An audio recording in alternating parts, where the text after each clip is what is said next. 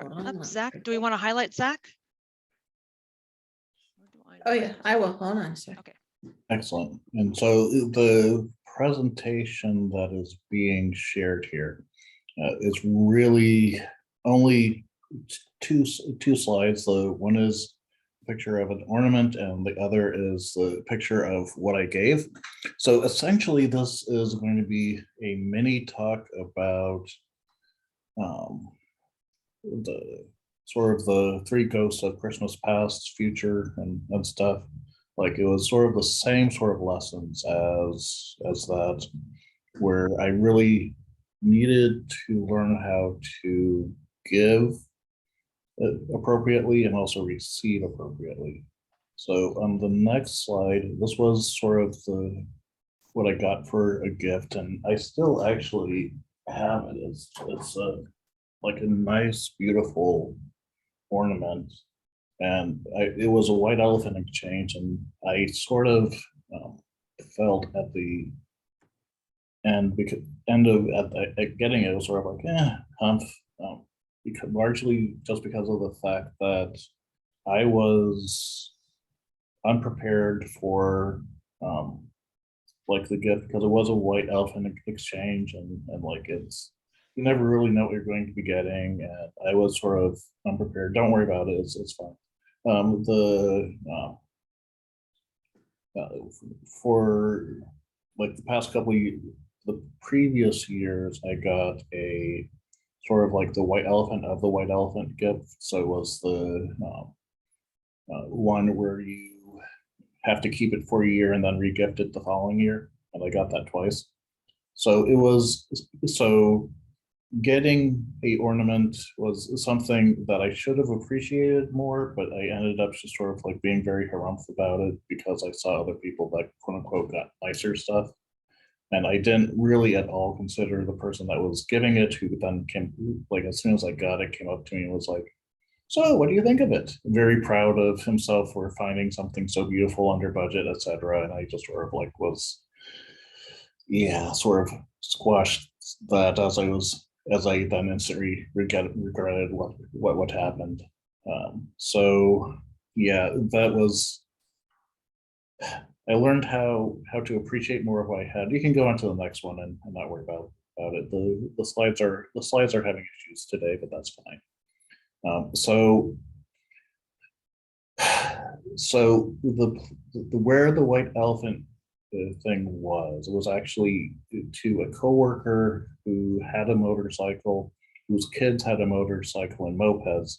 So it was like, because of the fact that my moped earlier in the month was stolen, unfortunately, I ended up having a extra light sensor thing, which is you plug it in for the headlamp.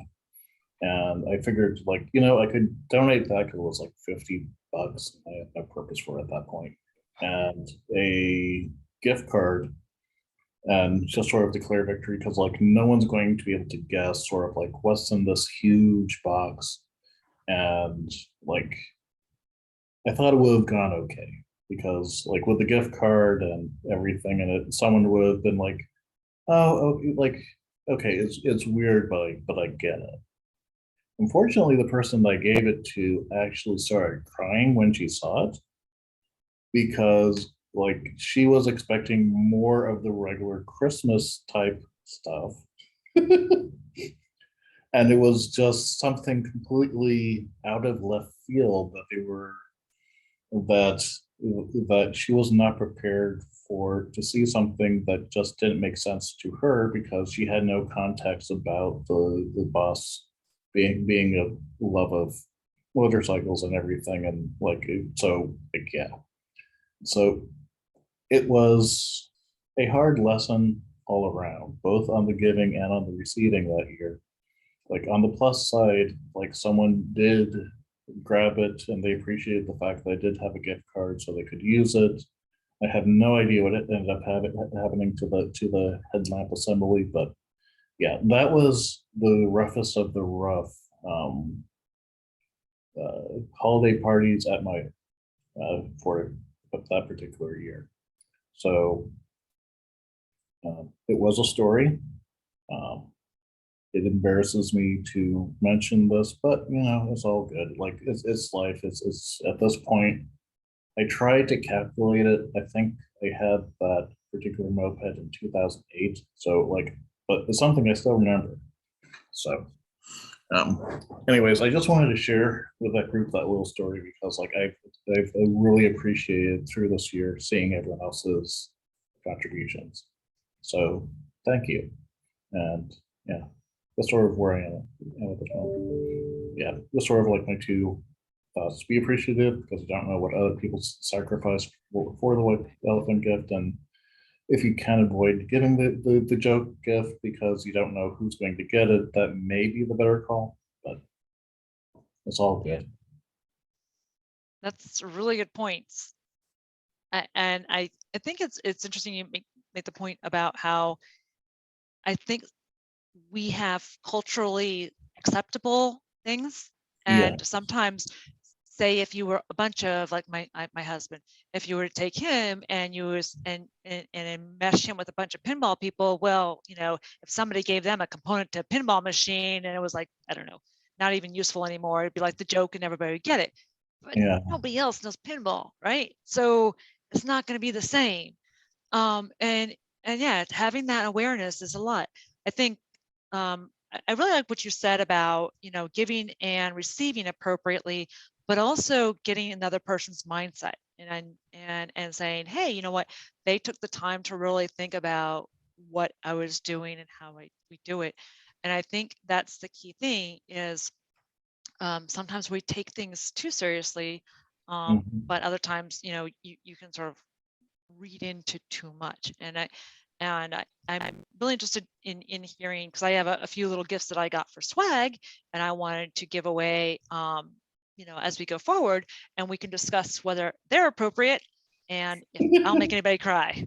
So awesome. Yeah, that was an interesting night. yeah, I think that's good. I would have loved the ball too, and that's actually something I give quite often. In fact, because COVID has all these great new ornaments, like the COVID ornaments, right? Yes. But you also don't want to send the COVID ornaments maybe to somebody who had COVID and it was destructive, right, to their whole life. Yeah. So yeah, it's a hard line to walk.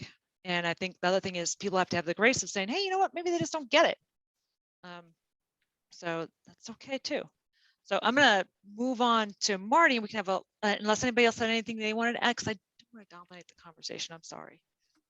Brigitte, I was just going to mention something. I gave a gift once and I thought it was going to be okay, but the person hated it so much they paid to send it away. They didn't even put it in their house. Oh my God. And how big was it? Well, it was an iPad. Like, this person's a little bit of a Luddite, but they don't like technology. But I was concerned they were going to be disconnected during COVID times. And so I sent them an iPad and they didn't want it around. And so they actually paid money to send it away. And then I felt badly because this person doesn't have a lot of money.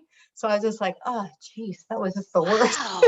But then I had to be sensitive to what you were saying. I had to be sensitive. I had to swallow my pride there and not be offended and just go, you know what, I'm sorry. If you don't want it in your house, that's totally fine. Give it to somebody else. That's totally fine. So yeah. It becomes theirs. It does. Yeah. And I think that's one of the other things is sometimes people take ownership of stuff beyond where my ownership is here. I give it to you. Now it's yours. Right. So that's really true. And that's tough because I take stuff way too personally. So anyway, thank you. I appreciate that. And I think it's sort of funny. I think of when I think of easy gifts, I would think iPad would be a win. And anytime you want to send an iPad my way, I'm good with it. Anybody? So I'm going to let Marty start off this. Why don't you get us going into the next thing? Okay, my name is Martin Wilsey. I'm actually a full-time author. I write science fiction. I've quit my job at MITRE about almost 4 years ago now. And but I'm not talking about that, even though I have had plenty of fuck ups in my author career. We're saving that for a different day. What I'm talking about today is the absolute biggest fuck up I had in my entire adult career. And the statute of limitations has gone by, so I feel like I can talk about this now, though I kept it pretty close hold for several decades. Where this story actually took place in the 80s when I was just a budding programmer in my 20s, and had my first real job out of college. And in the late 80s, I was working at DOJ. I was a mainframe guy, mainframe geek. I specialized in job control language, in COBOL programming and other esoteric, arcane skills that nobody actually uses anymore. But anyway, in those early days with mainframes, the interesting thing is that you were on dumb terminals. And what that really means is that they had to physically be attached to the mainframe themselves so that you were in controlled space. Security was super hard.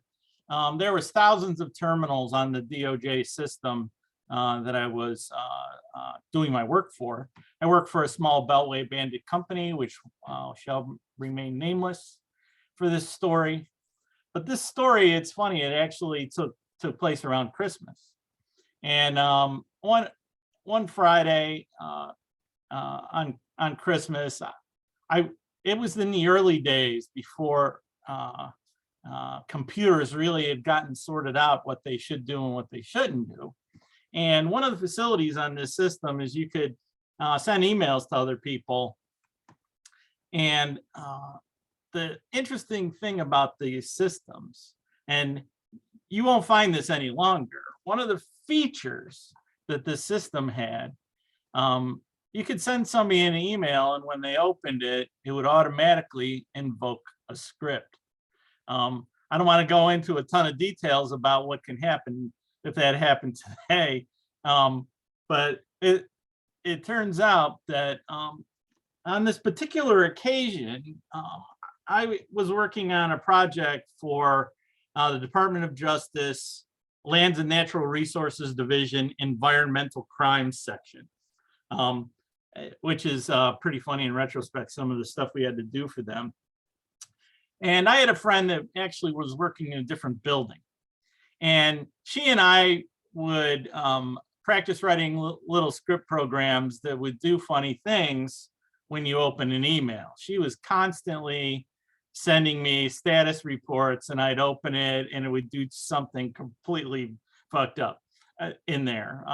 My favorite one that I ever made was around that Christmas. And I sent it to her, with the business-like status on it, and she opens it.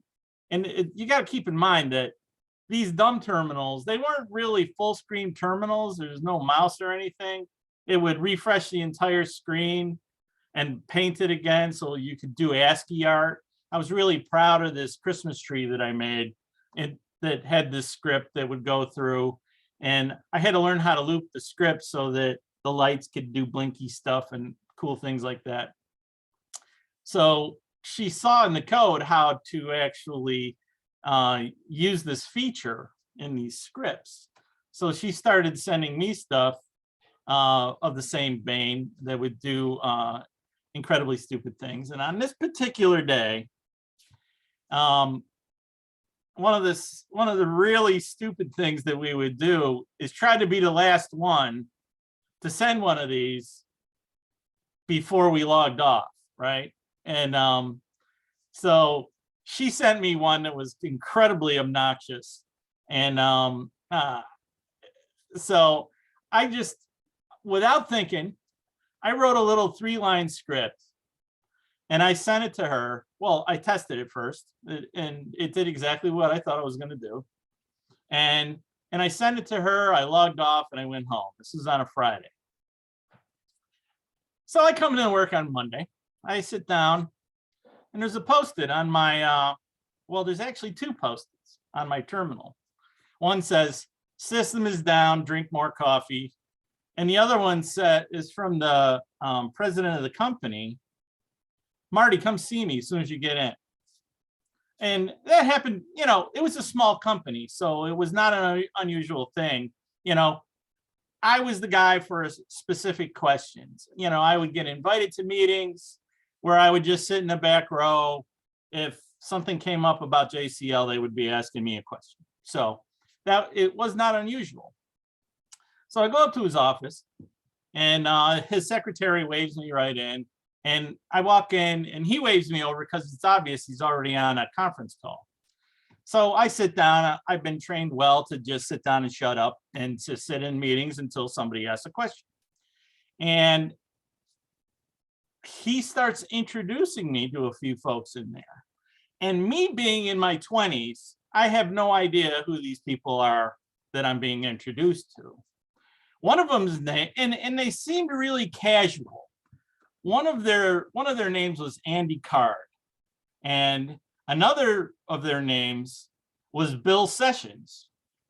Me being the clueless idiot that I am, I don't know that Andy was a deputy chief for the White House, for chief of staff.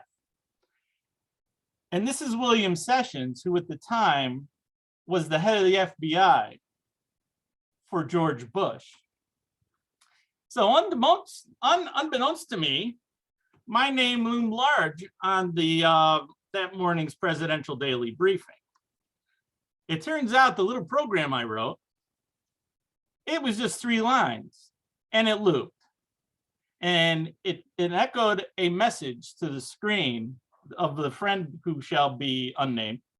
One line. The problem is the way this program was written, it filled the screen up, and then another screen, and another screen, and another screen. And the thing is, it plowed its way through all of the buffer space on the entire mainframe. And the FBI's main computer system crashed hard. Something that they were reassured very often could never happen. So the system had been down for 48 hours.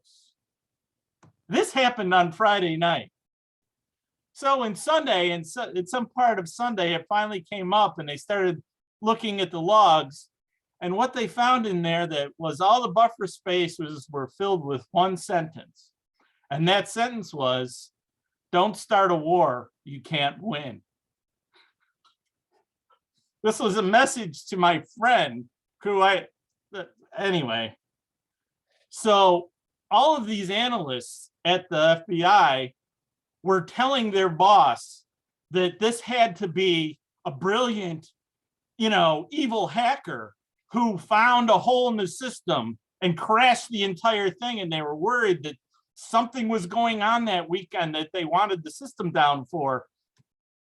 And the stupid thing is, as soon as they detailed that feature, the president of my company starts laughing. And he goes, "Oh, that sounds like something Marty would do."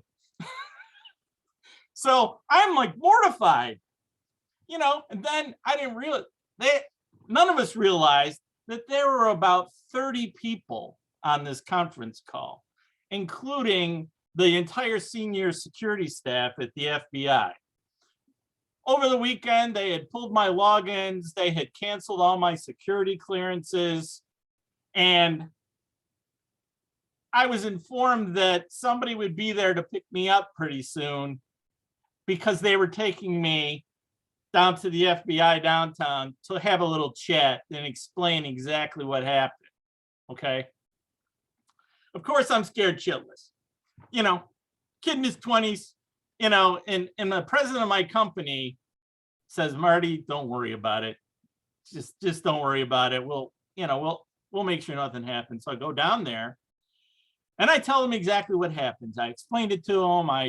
They had all the logs so that they could see all the conversations I was having with my friend and see that it was just shenanigans.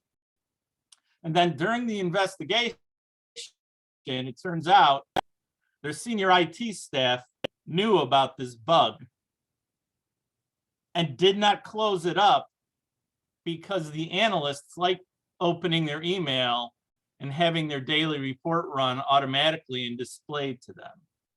So they never closed this bug.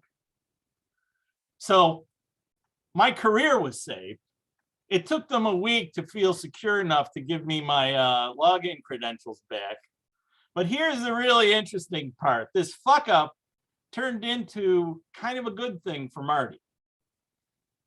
They made me start doing a dog and pony show to all these people that had to know, you know, explaining it to these poor people who were screaming because the system was down. And so that was the very first time I ever gave a talk at the Bubble at the CIA. That was awesome. And so I ended up giving this talk, I don't know, like 10 times. Well, it turns out in the audience one time at one of these conversations was the president and CEO of the company whose software I was using to do this thing. And he was really impressed. He didn't realize that code could be written that lean, that fast, and do something that interesting. And 6 months later, the guy offered me a job and he doubled my salary to go to the company, who was ultimately the company that had the software that killed the machine. And so as far as fuck ups go, this was the biggest fuck up of my career. Every fuck up after that paled by comparison. I go, hey, every other fuck up, hey, at least I didn't crash the FBI's computer. And the weird thing is, it was all of DOJ, not just FBI. Every subsystem that ran on DOJ's computer offline for the whole weekend. I'm kind of lucky it was a Friday, but that was my big fuck up. It was should have been a Christmas tree with blinky lights on it, not a don't start a war that you can't win. So that's my fuck up story. And I can admit it now because I am no longer in the industries. You know, I am writing science fiction novels, and one of these days I'm going to write about a programmer who has a big fuck up too.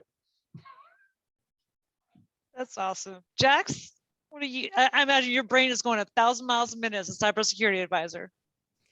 And Well, same I with was you, just- Zach. Yeah, I'm just listening to this and I'm laughing because I'm like, I've seen stuff like this in similar environments happen where people just start freaking out. But I'm like curious though, you said this was your biggest fuck up. Did you realize that it was like at that time, were you like, this is a huge fuck up? Or did you realize it kind of a little bit later on at that time? Because sometimes when we really screw up, it's we're time. like, You know, kind of I actually even tested this program. I was careful. I ran it and I saw it start spinning up its screen refresh, screen recess. All you had to do was press break. Stops it. I thought, oh, it's just going to refresh her screen continuously until she presses break. I mean, she wasn't an idiot. She thought her terminal was locked. So she just hit the power and went home. And it never stopped. So the thing that really saved me was that they knew about this bug already. To this day, I wonder if anybody else has had a real biggest fuck up of their career event that weekend. But it was a head shaker. I thought my career was over. It was my first job out of college, and I figured, oh, I'm doomed. I'm hoping there is a lot of jobs in the food service and housekeeping industries. I think one of the things, my takeaway in this, and I'll ask Zach and other people here that are sort of see this in some of our other places, is how many managers would have been like, yeah, this is my guy and he's fucking amazing, and you guys have to acknowledge that. And that's pretty amazing that both the president of your company realized that and the president of that software company realized that. versus now, I think you'd see a very punitive of, we're going to put you in jail, you're going to be on your own, you know, we're going to put you on. And I wonder, you know, what other people think about that. Zach, I'll let you go first because you're in this field more than I am. I would, the only thing I would say is that it would, like, being able to do that today is at least a little bit harder because there are so many different things preventing it. That said, when I was on a mainframe once, and I will say this again once, and when I was a college intern, I may have taken down a small country's internet for the period of time that I was on the mainframe. So yeah, no, I have complete sympathy, and like I definitely have been there. So like yeah, yeah, that one also took like the person that was on vacation to come back to the office, figure out how it started in the first place. I mistyped one command, and somehow the whole thing just froze. I'm so. I greatly appreciate the story. I completely forgot about that story until we just started talking about that. So yeah, no, but yes, I do think there's a lot more punitive actions with respect to security today. But like a lot of the people who trying to just be accommodating, unfortunately, has not been my experience in the recent past. But that's Anybody else, any thoughts on that? Martin, I was going to ask you, having that experience so young in your career, did it make you more of a risk taker later on in life, or no?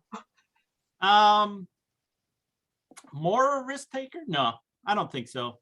I think it made me appreciate the people I work for more. I think I was more selective about, you know, changing jobs, making sure that I had a relationship with higher ups that was good so that they would trust me and I would trust them. And I think that happened. It's really interesting. In my adult career, I only had 3 jobs. That job, the job that I went to directly after that, and then MITRE. And that's it. Well, writing's kind of a job. So, but you know, my boss is an asshole here. So,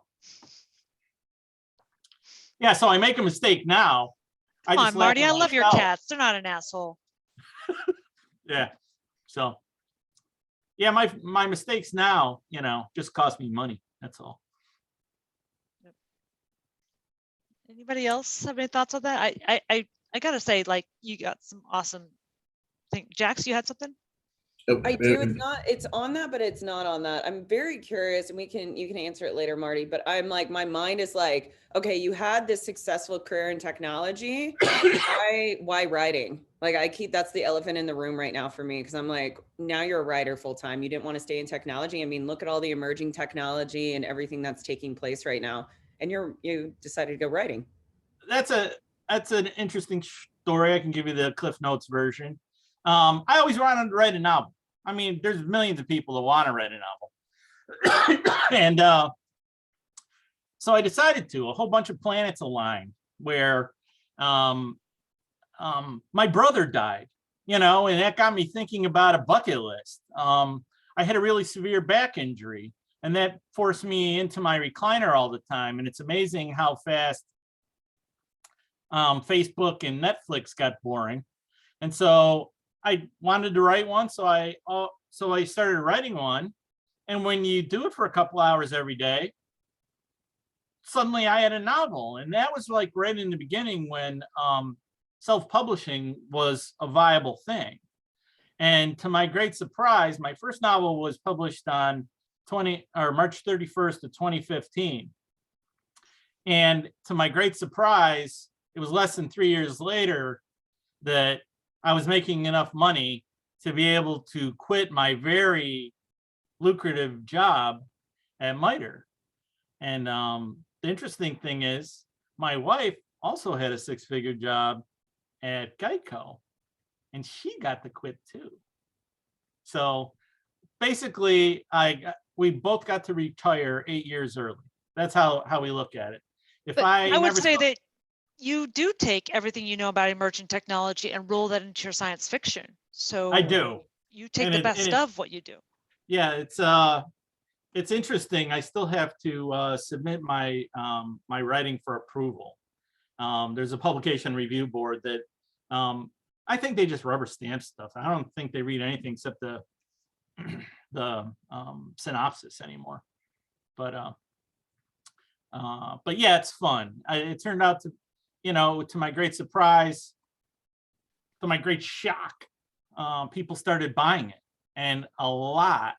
And then I got in the habit of writing, and then I wrote another one, and then I wrote another one, and it just started snowballing. And I am I am the luckiest guy in the world, and I know a lot of writers that are better writers than me. I think I just work it, I write like it's a job, and now it's like 10 books later. It's It's more than that though. Marty's also, he's being very he has a lot of humility right now. He's also a mentor to the science fiction writing group him and Liz Hayes run every Saturday or Sunday. And if you guys are interested in that, just send me a link and I'll push you in. And that's why this he group helps is us so all grow. great. Yeah, that's why this group is so great, because giving other folks a leg up. If I was like the first guy hacking my way through the jungle, and being able to turn around and point out landmines that I stepped on to other folks and helping them have an easier time. It doesn't cost me any money, and it helps. It helps folks, and it's a lot of fun. I enjoy the hell out of it. Excellent. Thanks, Marty. And let's move on to Karen, because I don't want to run out of time, and I want let her get her story in too. But yeah, if you guys want anything, we'll follow up after this as well. So Karen, why don't you get us rolling last? Okay. So I thought the topic was something different today. So I thought it was beware of geeks and their bearing gifts. That you can take it anywhere you want. Okay. Okay. So I just took a couple notes, just a little of my background. I have kind of like a varied background of experience. I started off as a total nerd and a programmer and loved it, and then got into system engineering and design and all that kind of good stuff, and then got into quality, and I was an ISO 9001 auditor.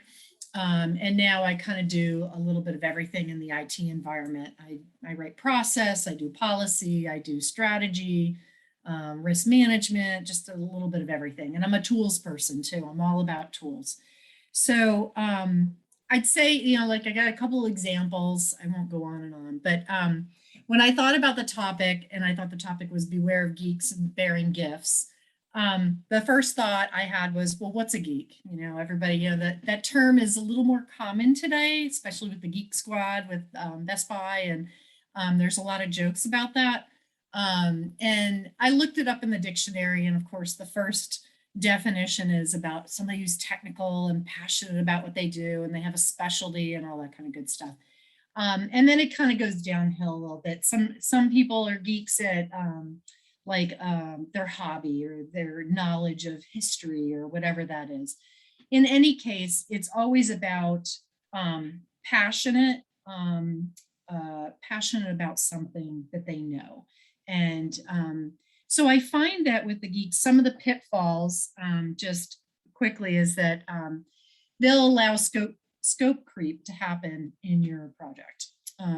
And that has to do with some of their characteristics that I'll talk about a little bit. And then there's also others that are rebellious. And you have to look out for that, because if they're rebellious, you're not going to get your project done because you're probably reliant on them. Some go rogue and they kind of do their own thing. They don't care what the project manager has to say or what the customer wants. They just kind of do their own thing. And then the other one is the overpromise.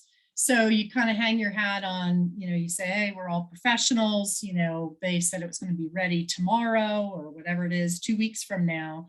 And ready means, or done, I should say, done means something different to everybody, depending on what profession you're in. So done to them is the code's done, but hasn't been tested, documented, or approved. And so that's another 3 months to go. And now you've totally blown your schedule. So just fun things, right? So one of the things I thought of is understanding the characteristics of this beast. And I myself am a geek on lots of things. I love computers. I'll find somebody at a holiday party and talk techie, nerdy things. And I'm usually having the person who I'm with, my boyfriend, pulling me out of the kitchen, talking to somebody about some technology. But I really do like that stuff. But anyway, most geeks, they aim to please. They want the perfect tool, the tool everybody loves, or the system or the solution or whatever that is. And they have this infinite desire to build things and create things. They're very creative, and they have lots of fresh ideas, which is always something that's very advantageous to any project. Sometimes I get into a project, I've been there for a while and I get really stale. You visit somebody who's in technology and they get super excited about what they're doing, and they come up with these off the wall solutions. And unfortunately, the program managers, yeah, we don't have the money or time, but thanks for the idea. And then the other piece of it, they are very passionate, as I said before. They tend to embrace standards in industry. They have tremendous respect for that, but they're allergic to policy. Any company policy, procedures, really not a fun thing for them. They just try and ignore it and pretend they didn't know about it.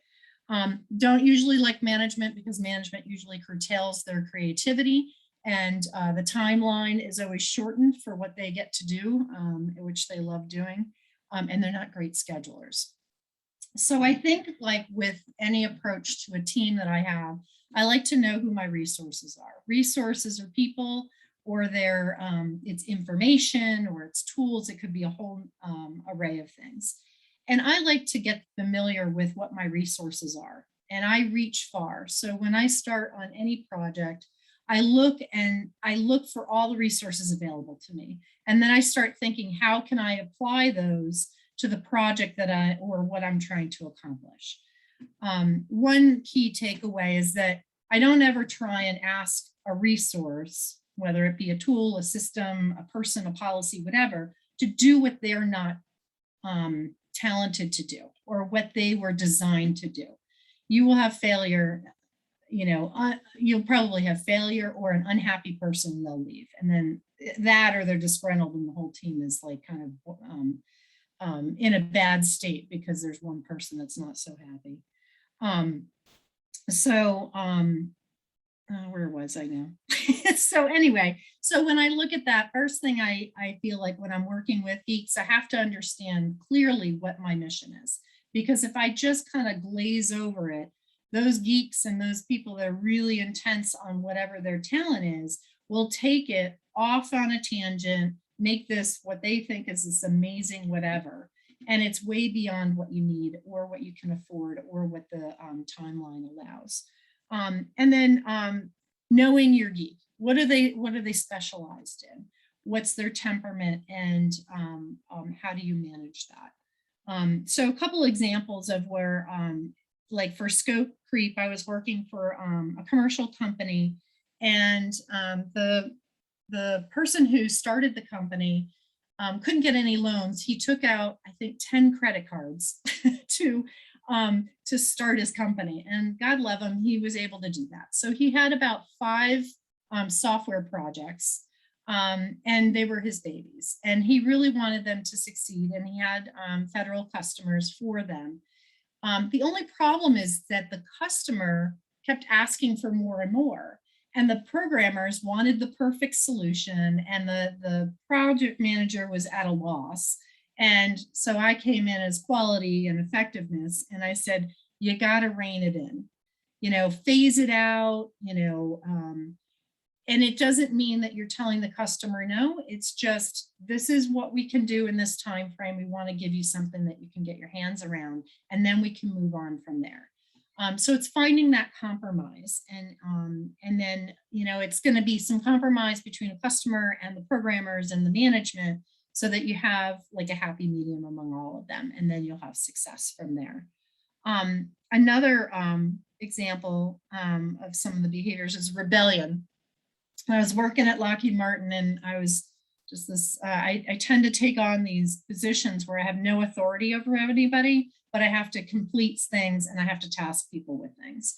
And that's my crazy fun. I like doing that. I like motivating people and getting people excited and ramped up about certain technology or whatever we're trying to do.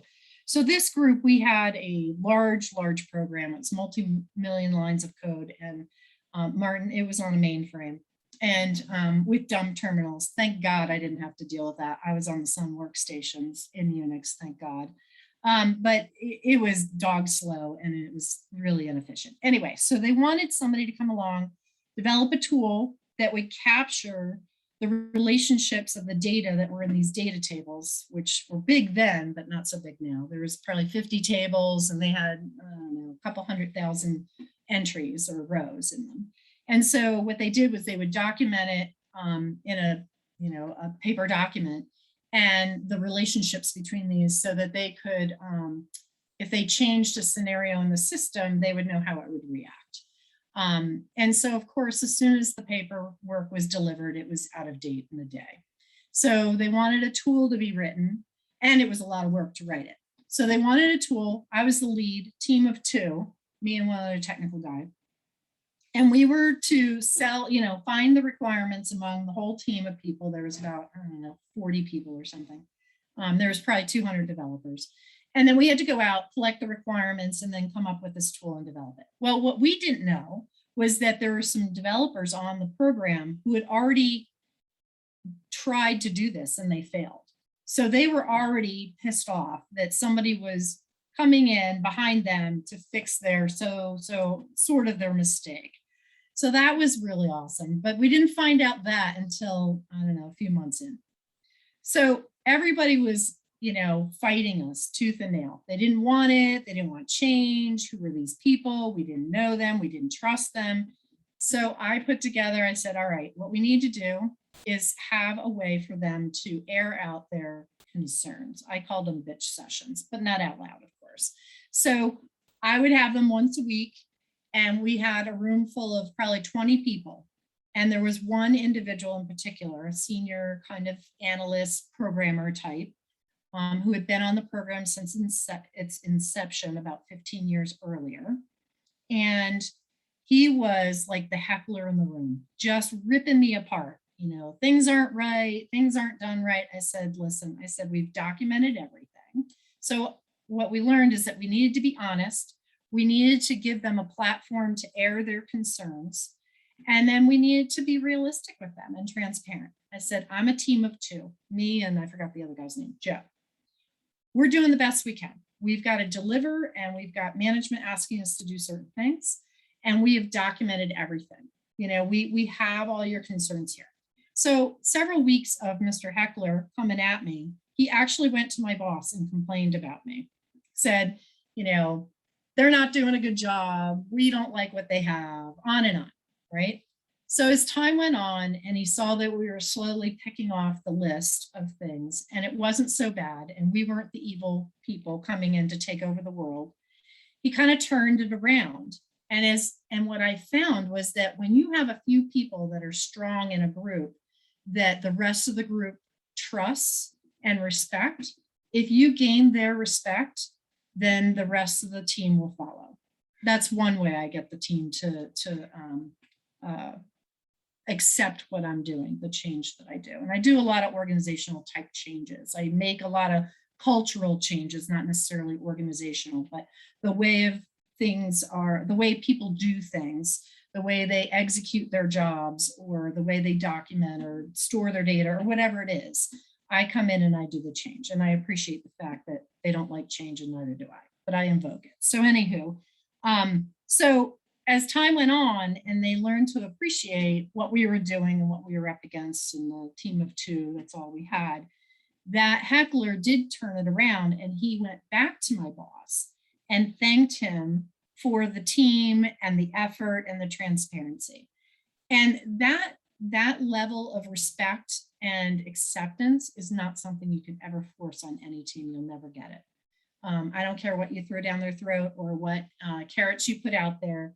Respect is something that is earned, and you have to be patient to get it. It didn't come in a week. It didn't come in 3 or 4 weeks. It came in about 3 months. And so we were able to do what we needed to do. So on that same program, when we, I'll call it lightly, we interviewed people. I went around and talked to all these engineers and developers about their data. And let me tell you, programmers, somebody who's a geek loves, including myself, loves talking about what they're passionate about. And they love it even more if you're listening to them. So a question that I had asked, I had a list of maybe 4 or 5 questions that I had for each of these data owners. Could have been answered in probably 15 minutes. I'm Miss Efficiency. I'm like, boom, boom, boom. Here's all the answers. I'm out, right? I got 15 other things I got to do in an hour. But no, these guys, most of them were men, but some were women.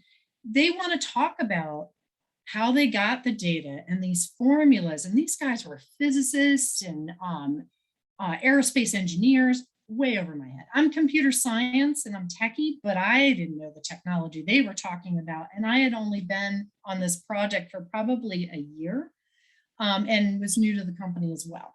But what I did was I listened to them and tried to engage with them about what they were doing and asking questions, more probing questions about it, even though it wasn't really beneficial for what I was doing. And 30 minutes later, sometimes longer, we were done with our session. And anytime I went back to those folks, they were at my beck and call. They again, it was another way of me to gain respect of somebody who's very passionate and wanted to share what they're so passionate and creative about. And it was amazing, I mean, to hear that, to have somebody willing to share information or provide you with insight that I couldn't get from anybody else. That was my only resource. It was very key for me to have a good relationship with that individual, even though I had no idea on the most part what they were talking about. Another case that I had of a rogue employee, this was fun, on an FBI project. The project leader went out on medical leave and the department had asked me to come in and step in. And I was told, oh, the sponsor's really difficult. This project leader, particular project leader, is the only one who can talk to her, really challenging. Here's your team of, I think it was like 8 people or something, 8 or 10 people. So again, I like to get to know my resources. So I was told I got like a 2-hour transition onto the team from the person who went on leave. And I was told this person, this technical person or the geek of the group, was the problem child. Didn't listen, went rogue, would not listen to the PL, would go directly to the sponsor, ask for information and work and all kinds of stuff. And then she went off on some other personal things she didn't like about him. And then she also told me about who the gems were on the team. And I've learned just in life that I take what people say about other people with a grain of salt, and then I experience it for myself. Sometimes people don't perform well because they're not in the right place. Sometimes they don't perform well because they don't gel with the team or they're having personal issues. You just don't know. The bottom line is I'm here and now. I have a job to get done, and I need to communicate clearly to the team and understand what the team is capable of doing and not capable of doing. And then make sure I pave the way for those folks to be able to do the best they very well can. And if they don't want to be on the team, I'm happy to let them go. Nothing worse than having a bad actor on a team and trying to get the team motivated and happy about what they're doing. So anyway, so the first thing I did was I sat down, I had like 3 questions. I sat with everybody individually and I asked them, I said, what are you doing? Are you fully engaged? Do you have enough work to do to fill your day? What would you like to see different? And what would you like to be doing that you're not doing today? Are you happy with what you're doing? So I met with the problem child geek, and he said, well, first of all, I want to tell you that I have not talked to my project leader in a year. I said, I'm very sorry, that should have never happened. I said, but I'm interested in hearing what you have to say. So please let me know. So what he told me was that he didn't get any direction and that he didn't have enough work to do. So he would go to the sponsor and ask for work.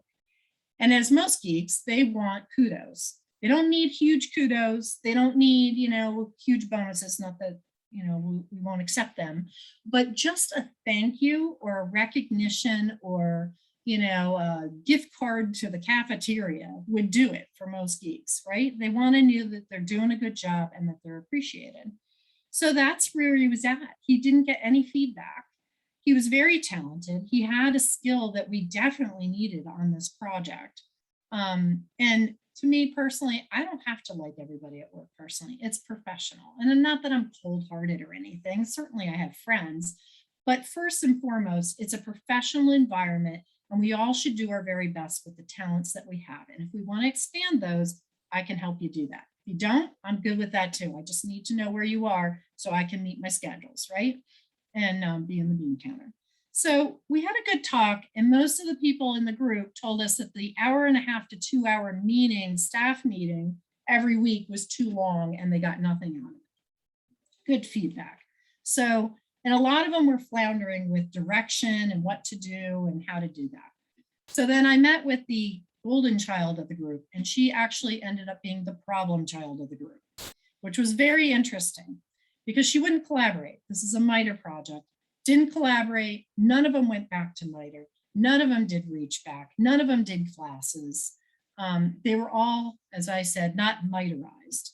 So I said, this is, I want you to go back to MITRE. I want you to go to TENS. I want you to go to training and do all those things, because that's what drives creativity, even for myself. Like, I've gone back to school. I'm an old fart. I'm 57. And I decided I wanted to go back and get my master's. My kids are in graduate school right now. I'm finally got the time to do that. And it's actually helped me in my work because I'm more creative and I'm thinking out of the box. And it's exciting to me. And I'm talking to professional people, and they have different experiences. They're not all in the same field as I am. And it's very interesting. And I can bring that to work, and it's given me a new energy. And I feel like the team can gain from the same thing. So what I ended up doing there was I found that there was a lack of leadership, and the sponsor didn't feel like she had a good line of communication with MITRE. She thought of MITRE as a problem on this project. So I created team leads for each of the areas. There were 3 or 4 team leads, I think. And I told the sponsor, anytime you have any problems, go to the team lead. And if that doesn't work, come to me. And if you're not comfortable talking to me, you can talk to my department head. You can talk to the portfolio manager at the time, or you can talk to, other folks that are back at MITRE. Whatever it is, please come to one of us and talk to us. It doesn't matter to me who you talk to. I just want to make sure that you're getting what you need. That transparency, that openness created a very different atmosphere. The sponsor met with our MITRE leadership on a, monthly basis, because they were such a problem child. And they said in the first month, that was the first time there was not problem drama, MITRE drama. I was like, oh my God, that's terrible. Anyway, so what happened was the technical guy, who was supposedly the problem child, was more productive and happier. And the person who was a gem was constantly doing whatever the sponsor told her to do, like jump how high you want me to jump. And I found that that's what the PL was doing as well. So when I thought that, hey, you know what, we need quality on this project. We need different levels of quality. I keep it simple, stupid, whatever. And I say, if it's a light kind of document, just have one of the peers on the team review it. If it's a little more, if it's going out among a couple divisions within the organization, then we need to have 2 people on it, and then so forth, right? So 3 levels, no big deal. So I had this gem of a person who was told to me that she was a gem, and the sponsor went up to her and said, where's my, deliverable XYZ? And she said, well, I can't give it to you because Karen told me that MITRE had to review it first. Like, wow, way to throw your company. I don't care about me, I'm not that sensitive. Way to throw your company under the bus. And the whole bottom line was she didn't know how to schedule that and push back and plan. And so very interesting, different people, different perspectives. And I think that being open and hearing people out sometimes works and sometimes doesn't, you know. So that was interesting. The rogue guy was, you know, ended up being kind of a gem, actually. Okay, so I'm babbling on and it's past 6. So here's my takeaways. I had another story, but I won't say that. But my takeaways are to understand and accept the skill sets of the people that are around you. Learn how to communicate. Listen. Document or write for an agreement. Many times people go above and beyond when they're passionate on something, but if you write it down and you both agree to it, you can always refer back to it. It's not to ding them or whatever, it's just to kind of get you both on the same page. And then rewards, whether it's verbal or it's, you know, something small or a lunch or whatever it is, bringing in donuts one day. I used to, when I was an auditor, an ISO auditor, I had candy on my desk always. You know, people were into candy in that office. And then when I had my audit sessions and I was doing the readout, I would always bring candy and throw it in the room on the conference table. And it was amazing how just a little bit of sweets, a little bit of, you know, food would kind of just calm the nerves, and it kind of changed the attitude. So that's all. I'll stop there. Thanks. That was wonderful. That was actually really unique because I think you brought together a lot of the different perspectives we'd had from Zach's side, the people side of listening, you know, and understanding and then Marty's side, the idea of risk taking and understanding your rebels and how you can make the most of them. And I really appreciate that. One of the things that I think about a lot is one of the things you said about transparency, and also something that I am big on is authenticity. And one of the things I have realized over my career is that it and other people too get, I don't say angry, but get put off when they feel like you're not being authentic. And I especially see this with our leaders when I saw this today, yesterday, there was some kind of a meeting with a senior executive at our organization, and a question was asked to him, and he responded with on our internal portal, you can look that up using the following fast jump parameters, ... I was like, now you sound like an automaton. Yeah. And I think what I've heard across every single group and speaker here is that when you start to sound like an automaton, you're going to get the results that you deserve, right? And but the hard thing is what you bring to the room and other people are bringing to the room is a recognition that we're different, and you have to take the time to do that. And so one of the things that I wanted to add is that Brad has some, I see him like his wheels turning. I was wondering if you had any thoughts on sort of things as we're rolling through some of this. Okay, I'll be really fast because I know we're kind of out of time here, but my God, all I have to say is Karen, Martin, Zach, you are amazing. I mean, those are really, like, it's amazing that all three of the stories were so germane and just like, it was really great. You know, you are all talking about the gift that keeps on giving, you know, like the jelly subscription, since we're going to be talking about Christmas vacation, gift that keeps on giving, you know, change, you know, the tears, the screen freezes, respect, listening. So from my perspective, you may or may not know, I teach negotiations at Penn State, right? So I teach negotiation. That's one of the things I teach there. I also teach airplane flying and entrepreneurship, but that's another story. But you know, we say in negotiation, certainly the gift, any kind of gift is the first offer, if you will, in a negotiation. And so a bad situation, an F up situation could be maybe gift roulette, where you're sending something out, whether it may work or won't work or whatever. But I love the Karen, you know, the seek, the old Stephen Covey concept of seek to understand first. You seek to understand before you seek to be understood. And you know, I see this all the time with students giving me resumes that are just these shotgun approach resumes, and it's like, no, you got to start with what it is that they want, what do they need, what's their pain, what's their problem, and then you answer with what it is that you have to offer.